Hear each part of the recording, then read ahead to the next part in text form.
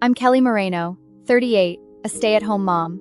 Been married 16 years. My husband Daniel is police chief of Chicago's north suburbs. We have 2 kids, a 12-year-old boy and an 8-year-old girl. We live in a single-family house with a white picket fence, drive a black SUV.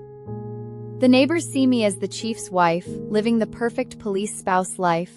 They have no idea I'm not allowed out after 10 p.m. It's not that I don't want to go. I'm not permitted to. Daniel hates me being social. He hates me going to reunions, hates me making new friends, hates me wearing dresses.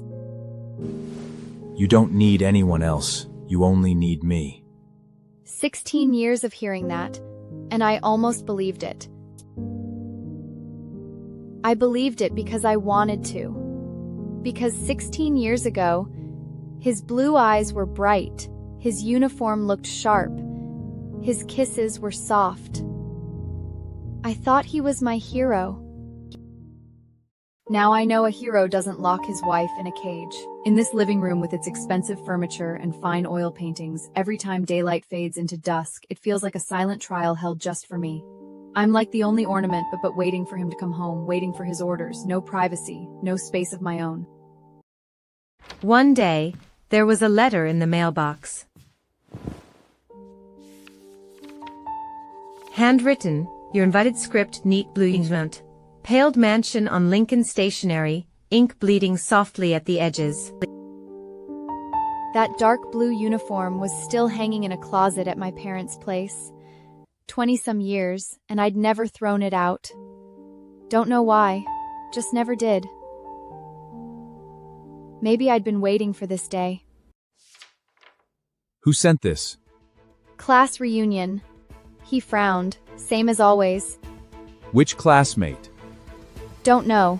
No name. Don't go. I have a banquet that night. You're coming with me. Who sent this? Class reunion. Which classmate? Don't know. No name. Don't go. I have a banquet that night. You're coming with me. I didn't argue. 16 years of biting my tongue, I can barely tell the difference between what I actually agreed to and what I just stopped fighting for. I stared at the floor, but something small and rebellious flickered to life behind my eyes, a tiny spark. That night, I dug the uniform out of the closet. I put it on and stood in front of the mirror. Waist was tighter, sleeves shorter, but the button still fastened. The woman in the mirror was nothing like the girl from 20 years ago. It wasn't age, it was the look in her eyes. There was fire in my eyes 20 years ago, yet that spark is long gone now. I looked at those young, fearless grins in the yearbook, then back at my own tired, bowed reflection in the mirror, and dug my nails into my palm. The sharp, stinging pain reminded me I was still alive. Saturday evening, after Daniel left, I called a babysitter for the kids. I put on the uniform, thrown on a long coat, and drove to Lincoln Avenue. The old mansion sat at the end of Lincoln Avenue, a creaky Victorian with a rusted iron gate. I knocked 3 times, firm each time. Who is it? A voice from inside called. Kelly. The door opened. It was Susan, our high school class president, now a practicing lawyer. She was wearing the same dark blue uniform, our old school pin fastened to her chest. Her hair was cut short, sharp and professional. No makeup, but there was a steady, unshakable look in her eyes. You came. How'd you know it was me? Those haven't changed.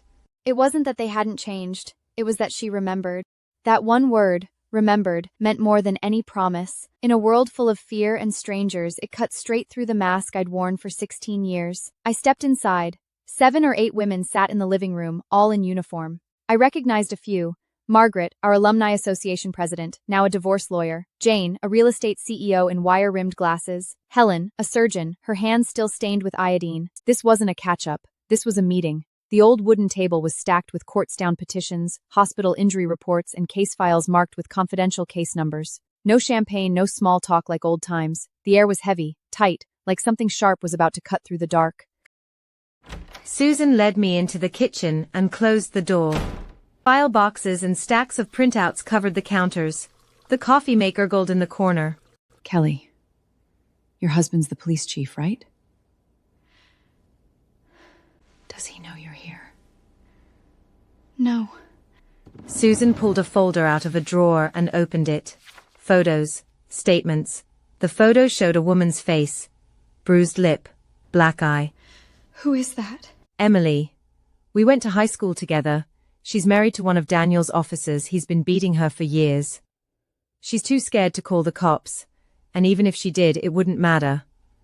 The cops tip off her husband. Her husband calls Daniel. I got it. Out there, I'm the chief's wife.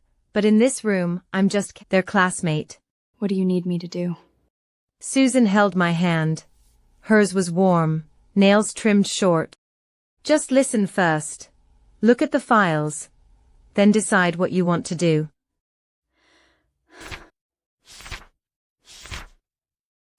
That day, I heard story after story.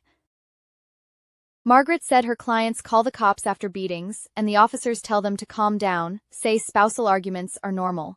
No one looks at their injuries, no one believes their tears. Jane said a sales manager at her company harassed female staff. When they reported it, the company transferred the women and promoted the man. Helen said a doctor at her hospital overprescribed meds to female coworkers, got them hooked, and no one dared report him. He was related to the hospital board. Every single one of them was up against an invisible wall in their own life, but the wall was too thick. We're not cops. We're not a court, but we have smarts, we have time, we have money. We help them move, find new jobs, get lawyers, hide out. What we don't have is someone on the inside. You mean Daniel? You're insane. Maybe. I thought of 20 years ago, graduation day, all of us in these same uniforms, posing for a photo under that tree. Bright sun, soft wind. Back then we thought life was full of choices. Now I know choices aren't given, they're taken.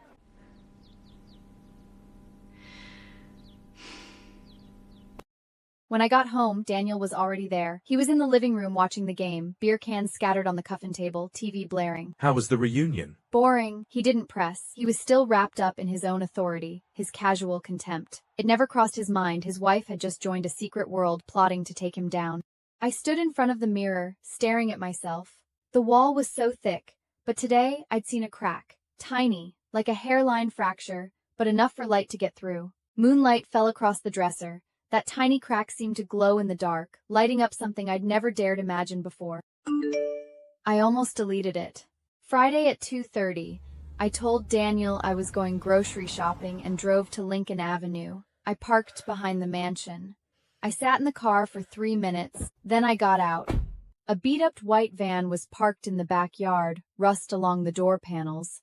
Susan was loading boxes into it, sweat on her forehead. Jane checked off a clipboard, finger running down the list. Margaret talked on the phone, voice low.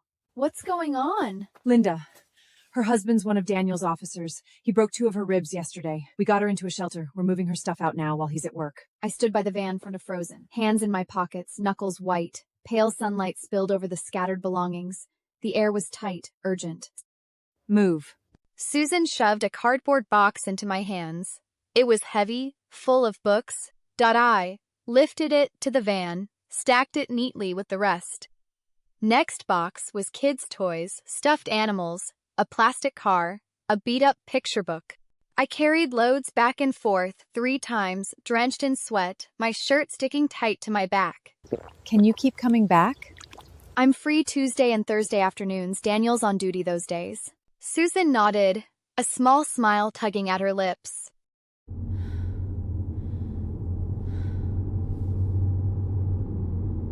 I drove home, stopped for groceries on the way, bought some vegetables to take home. Why are you back so late? The supermarket was super crowded. Daniel hummed and kept watching TV. He never knew his wife had just helped a woman abused by his subordinate. My hands shook while I chopped vegetables. Not scared, just, for the first time, I felt useful. The sharp knife chopped the veggies hard, as if cutting away her old cowardly self. After that, I went to the mansion every Tuesday and Thursday afternoon, helped with moves, organized files, answered the hotline. Susan put me on logistics, booking hotels, buying bus tickets, contacting law firms. I used to think only men could handle stuff like that. Turns out anyone can book a ticket on their phone. These women. Linda Always stayed in a causes southern trouble. shelter for a month. Her husband got put on administrative leave. I said nothing. Like always, I calmly took his uniform jacket off, set his dinner in front of him. My face gave nothing away, but inside, I watched his authority crumbled, quiet and steady. One day, Linda called, voice soft, like she was afraid someone would overhear. Kelly, thank you. Thanks, Susan, not me. You carried my books. My eyes sting. They were just old worth nothing, but she couldn't bear to leave them, and I'd carried them for her. I didn't know her last name, didn't know where she lived, but I knew her books. There's a kind of connection that doesn't need introductions, just remembering. As long as there's one small thing worth holding on to, our resistance can't be broken. That night I couldn't sleep. Lying next to Daniel, listening to him breathe, replaying the sound of book spiles hitting the van floor.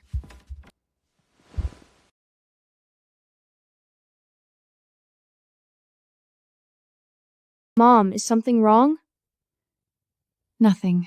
Just can't sleep. You didn't used to be like this. You used to go to bed early. Mom's fine. Go back to bed. If something's wrong, you can tell me. I can handle it. I stood in the corridor for ages. The tick of the wall clock was far louder than normal. It hit me then. I wasn't just Daniel's wife. I was a mom to 2 kids. Martin was already old enough to understand. My little girl was still asleep, oblivious. But one day she'd know, and when she did, I wanted her to think her mom had done the right thing. Staring at his closed door, I swore to myself I wouldn't just save myself. I'd show my kids what real courage looked like, what the right path looked like. Who've you been talking to? A classmate. Which one? You don't know her. He didn't push further, but I noticed him going through my purse, my coat pockets. He never used to do that. He never had to. He knew I couldn't go anywhere. We stopped meeting at the mansion too, started using the community center, churches, even coffee shops. We felt like secret agents. But we weren't breaking the law, we were saving people. When he rummaged through my bag like I was a suspect, hunting for meaningless grocery receipts, I just stood there smiling, cold and calm, because the real secrets were safe, locked inside an alliance he'd never break through. First meeting at the community center, Susan Sully Orzen brought in a new woman. Her name was DeForties. Worked at a diner. Her husband has been stalking her for 3 months. 2 jobs, 3 apartments. She found her every time. We need to get her a new identity. I can get her legal ID, but it'll take time. I've got a friend in another state who can put her up. I can book her tickets on my credit card, harder to trace. Don't take stupid risks. The risk isn't just mine. She's in danger every single day. Where do you want to go? Anywhere but here. But in that moment, every single one of us felt brighter, surer than we ever had. We got her to a small town in Ohio. She got a job at a nursing home, called me once a week. Kelly, every morning I wake up and look out the window. When I see the sun, I just think, it's good to be alive. I hung up and cried. Not sad tears. Happy ones. I've decided to file for divorce. I couldn't agree more. That group of crazy women. I'm gonna lock every last one of them up. There's a group of crazy women helping wives run away from their husbands. They're not running from marriage. They're running for their lives. You sound like one of them. I have common sense. Kelly, know your place. I know exactly where I stand. First time I didn't go quiet when he slammed his silverware. The room went dead silent. The rage in Daniel's eyes. For the first time, I didn't flinch. I held his gaze, didn't look away. That night he took the guest room. I lay in bed, listening to footsteps down the hall. The man I once loved. I don't know who he is anymore. Brian showed up at the mansion with a crew to search the place. We'd cleared out days earlier. All they found were a few scrap papers. The sisterhood scrolled across one. Susan's handwriting, from a random note. Daniel slapped the paper down on the kitchen table. This isn't yours, is it? I glanced at it. No. My handwriting's nicer than that. His eyes were bloodshot. He hadn't been sleeping well. I didn't care why. Watching him throw his weight around, trying to scare me one last time, all I felt was relief, and a sharp, bitter amusement. Brian's digging into us. Lay low. I know. Kelly, you can walk away. No hard feelings. No. Quiet on the other end. Okay. One word. But it weighed a ton. Martin came home from school, backpack still on, and said, Mom, some guy came to school asking about me today. My stomach dropped. Asking what? Asked if you go out a lot. Where you go. He stared at his shoes, voice small. Who was it? Guy in a jacket, no uniform. Said he was a friend of Dad's. I knelt down and took his hands. What'd you tell him? Said you stay home, never go anywhere. He looked up, eyes a little red. Mom, did I lie? I pulled him into a hug, chin resting on his shoulder. You didn't lie. You protected me. His shoulders shook. I held him tighter until he settled down. That night I called Susan and told her what happened. That means he's watching you. Be careful. I know. I hung up and sat in the kitchen, staring at the drawing on the fridge. All four of us, holding hands, grinning. I stared at it a long time, then peeled it off and tucked it in a drawer. Not because I didn't want to see it, because I was scared someone would use it against me. The most ordinary, happy parts of our life were now things I had to hide. But I didn't complain. I had to hold the line. Margaret took on a new case. A woman whose husband had her under house arrest, wouldn't let her leave. Her husband was a lawyer. Knew the system, knew how to loophole his way around everything. We talked for hours. Couldn't find a way in. The system had her trapped, airtight. It felt like a mountain weighing down on that old meeting room. Dim lamplight stretched long shadows across our faces. Everyone looked worn out. She checks the mailbox every day at 3 p.m. She checks the mailbox every day at 3 p.m. How do you know that? Daniel mentioned it. The mail carver on that street drops off at 2:30. Kelly, you know how they think better than any of us. I said nothing. I'd just listened for 16 years. 16 years of dinner table rants from Daniel. About his officers, his cases, his adversaries. Now it mattered. The woman got the letter out. When Susan got it, she brought the cops with her. Her husband was gone. The cops saw the bruises on her arms, took photos, filed a report. She went to a shelter. Her husband's under investigation. Kelly, you saved her. You saved her. It was your idea. I hung up and leaned against the counter, hands shaking. Not scared this time. Thrilled. Sun was shining bright outside the window. I wondered what my grandma would have said. Probably nothing. Just smiled. 16 years of silence, of taking it. That afternoon it turned into something that could save someone. I took Lily's drawing back out of the drawer. Not because we were safe, because I wanted to look at it.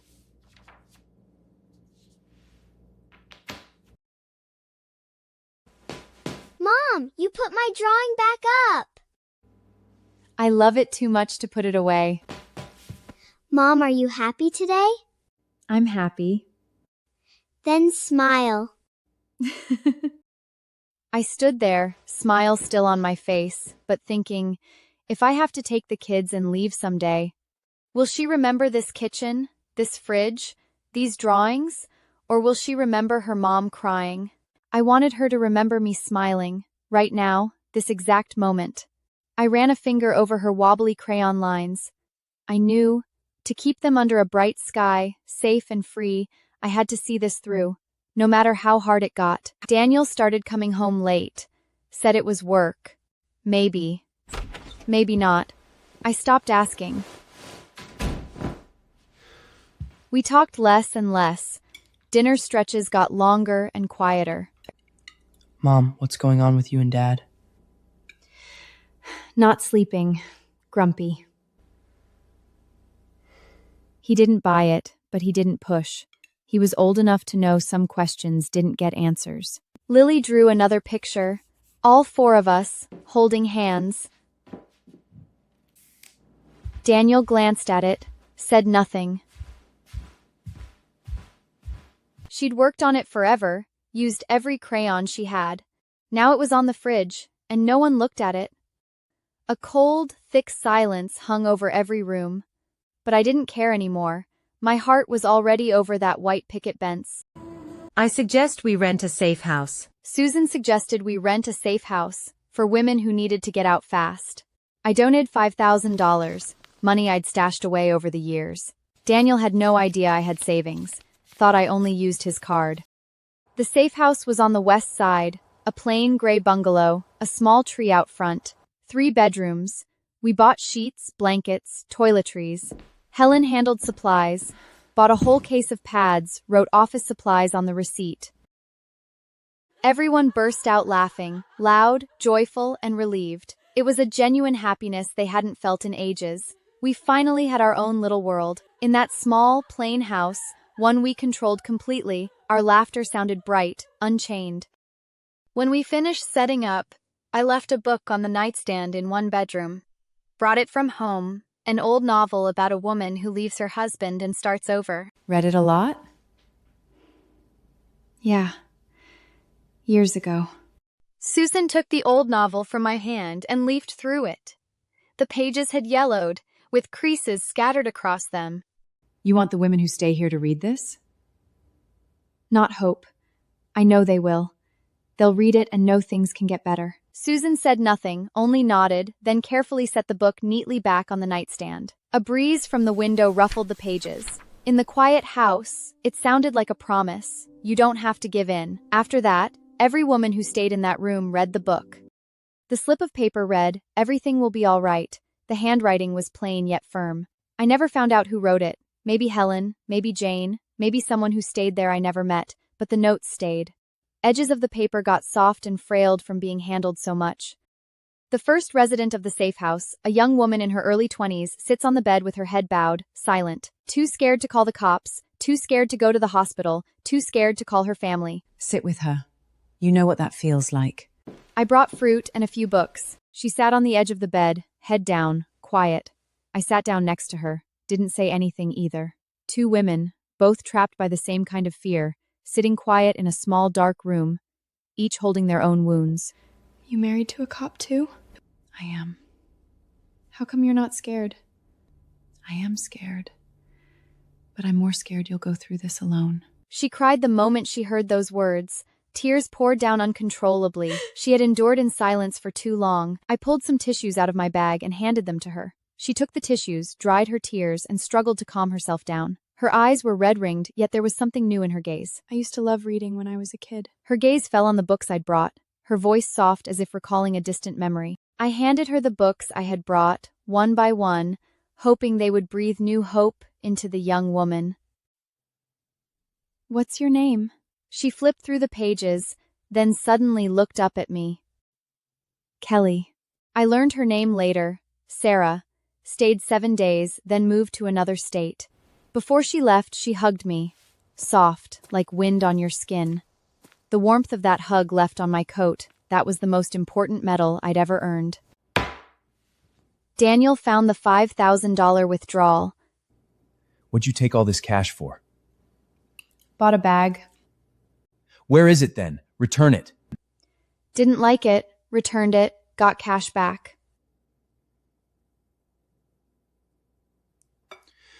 Give me your phone. I want to see your bank statements. Married people trust each other. You don't trust me? Have you earned it? He froze. First time in 16 years I'd ever asked him that. He didn't answer, He turned and went to the guest room.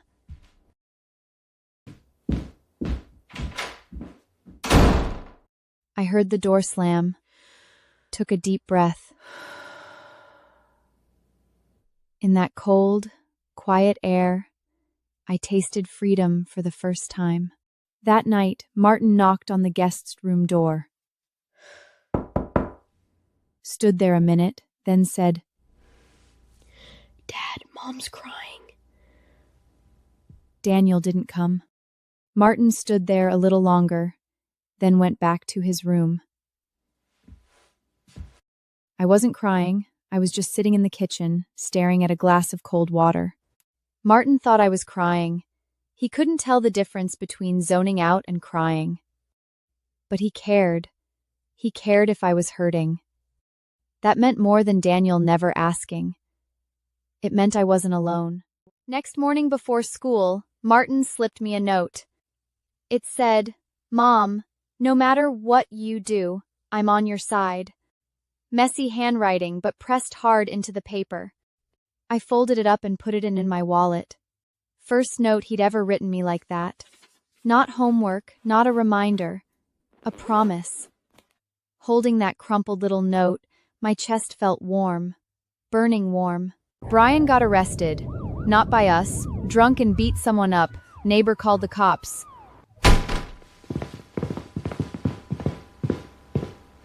Daniel led the raid.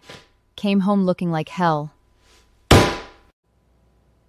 Kelly, did you know about this? Know about what? Emily. What happened to her? I don't know which thing you're talking about.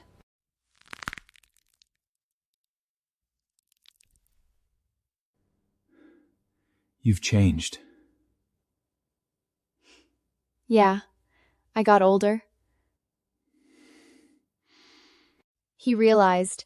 His stare didn't make me look down anymore. His knuckles went white. But the calm, steady look in my eyes was like a wall, blocked every last bit of his old power.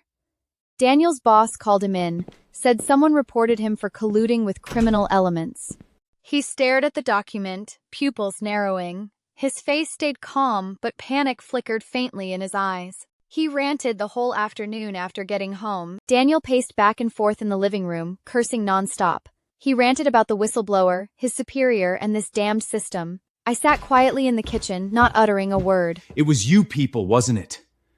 I don't know what you're talking about. You're lying. I didn't deny it. We stared at each other for ages in silence. The kitchen hummed with the fridge and Daniel's heavy breathing. That night, he slept in the guest room. Mom, are you guys getting divorced? I don't know. I stood in the hallway for a long time, listening for noises coming from Martin's room. I heard him crying. Stood in the hallway, didn't knock. Some wounds you don't comfort. On nights like this, words feel too small. We all had to carry the pain of this family tearing apart, alone. After that, Martin changed, stopped asking questions, stopped crying, started doing the dishes, helped Lily with homework after school. He frowned, earnest as a little teacher. Martin pointed at the workbook and explained patiently to Lily, looking dead serious like a little grown-up. One day I got home late, and he'd made dinner. The kitchen light was on, filled with the aroma of pasta. Martin stood at the stove with his back to the door, stirring the pot with a spatula. "Mom, go ahead and eat. Lily and I already finished." I froze in the kitchen doorway. My 12-year-old son was standing at the stove, cooking for me. Pasta was a little undercooked. Sauce was too salty. I ate every bite. Martin stood by watching me eat nervously. He clutched the hem of his shirt, a mix of uneasiness and anticipation on him. Is it good?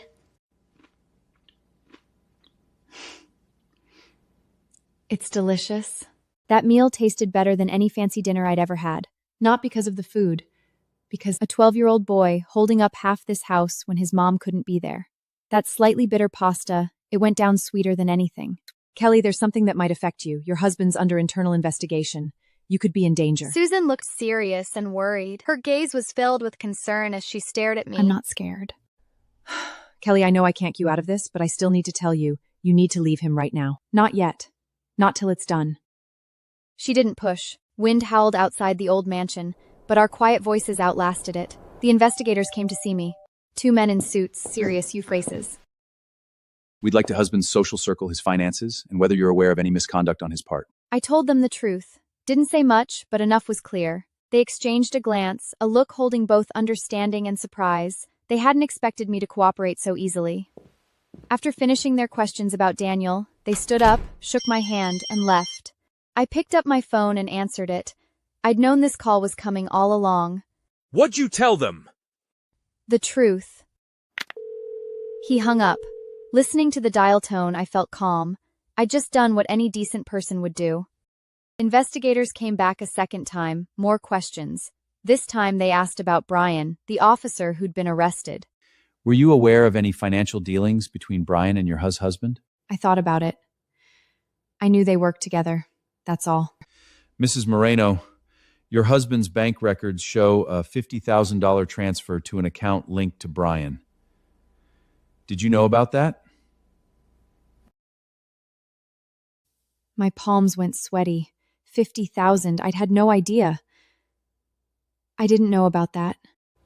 They watched me, trying to tell if I was lying. I've been in this house 16 years. I never asked about his work because he wouldn't let me. Thank you for your time. After they left, I sat on the couch, fingers ice cold. 50,000. I thought about the new car Daniel got last year, said it was a loan. I went for his file cabinet, the one I'd never touched. Drawer was locked. I went for his file cabinet, the one I'd never touched. I got a screwdriver and pried it open. Bank statements, a property deed copy, a salgi to them, a scrap of paper with a password on it. I took photos and sent them to Susan. Locked the drawer back up, put the screwdriver away, hands still shaking. But I'd done it. When I set the screwdriver back, wiped the faint sweat off the handle, I knew I'd taken the final step away from my old life. Daniel got suspended. He stayed home all day, drank, watched TV, said nothing. The kids avoided him. What's wrong with Daddy? Work stress. She didn't quite buy it. I kept going to the mansion, kept helping. Didn't have to sneak around anymore. He knew, and he couldn't stop me. He sat on the couch like a hollow statue. When I left the house, he didn't even look up. The man who once locked me in a cage, now he was just a broken, drunk background character. One day, I came home and found Daniel in the kitchen, a glass of whiskey in front of him. He looked at me, eyes glassy. Kelly, do you hate me? No. Then why are you helping them? Because they need it. I need you too. I stared at him a long time. This man who once thought he owned everything, now he looked like a paper card left out in the rain. But what he needed was an obedient wife, a family that never questioned him. That wasn't something I owed him. In that dim little kitchen, his collapse and my resolve couldn't have been clearer. Daniel, you have to admit you were wrong. I turned and walked out, halfway up the stairs, but I didn't look back. The investigation dragged on for 3 months. In those 3 months, 7 women stayed at the safe house. Some a few days, some a few weeks. When they left, each one touched the old school uniform hanging by the door. I never knew why. Maybe for luck. Maybe to remember. In the end, Daniel was removed from office. Not for criminal charges, for gross mismanagement. Lost his chief title, lost 20 years of pension benefits. He sat in the living room like a tree struck by lightning. I stood in the kitchen doorway, staring at his back. 16 years, that back had made me feel safe. He sat in the living room like a tree struck by lightning. Now, it was just a shadow. The heavy cloud that hung over this house for so long, finally, it broke. Cleared away by justice, by stubbornness, by us. Daniel moved out. Went to another state. Moved in with his sister. The kids didn't go with him. Martin, you want to come with me? I'm staying.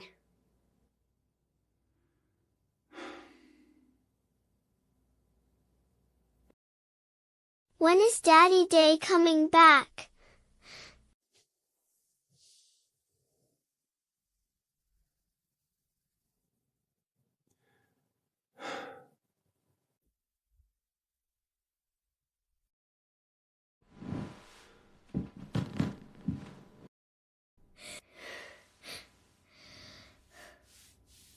She cried a long time, then cried herself to sleep.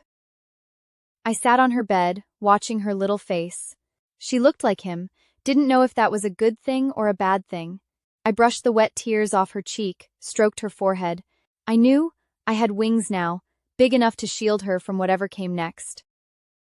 First weekend after Daniel left. Furred his midlines and sitting all left, the house was quiet. Mom, is Daddy ever coming back?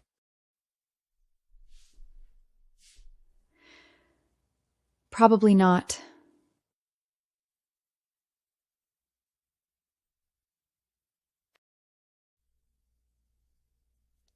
Can I still see him sometime? If you want to, when you're ready, I'll take you. I don't want to right now. That's okay. Whenever you're ready. For the first time in forever, the house felt light, like it could breathe again. Same as us. That night, Martin made dinner. Pasta again. Sauce wasn't burnt.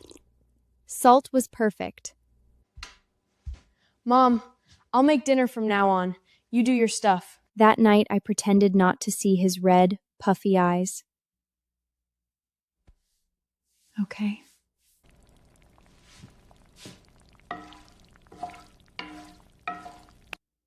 12 years old, still so thin, but already holding so much up. Not just dinner. For 16 years, I lent my life to marriage.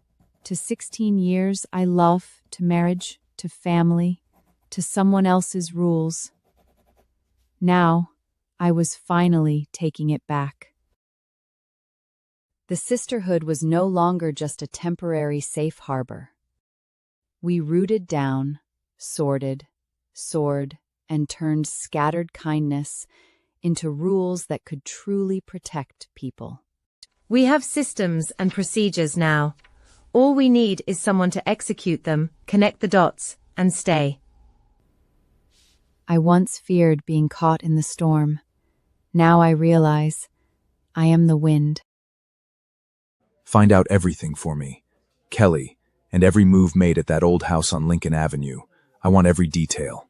While one person walked towards the light, another rotted in the dark. He never learned to repent, only to resent. I no longer merely followed instructions. Now I finally stand strong, deliver warmth, and hold hope for others. Thank you. I finally gather the courage to embrace a brand new life. You have always deserved a bright new start. We help you embrace the wonderful life that belongs to you. Daniel's phone screen displayed my every movement in plain sight. My light became his greatest offense. My rebirth became the sin he was determined to destroy. Check her credentials and every move first, then spread the word. The former chief's wife is running a private group to smear the police system. Rumors never come as a storm. They come as quiet whispers, lurking behind backs, seeping into life slowly. Silent but piercingly cold. Mom, why doesn't anyone like us anymore? They say you're doing bad things. Not everyone knows the truth. People who don't understand will always believe what they're told. Mom hasn't done anything wrong. I know you're helping people. I don't care what they say. Rumors can trap reputation, but never a resolute heart. As long as my kids and I trust each other, no outside judgment can hurt us.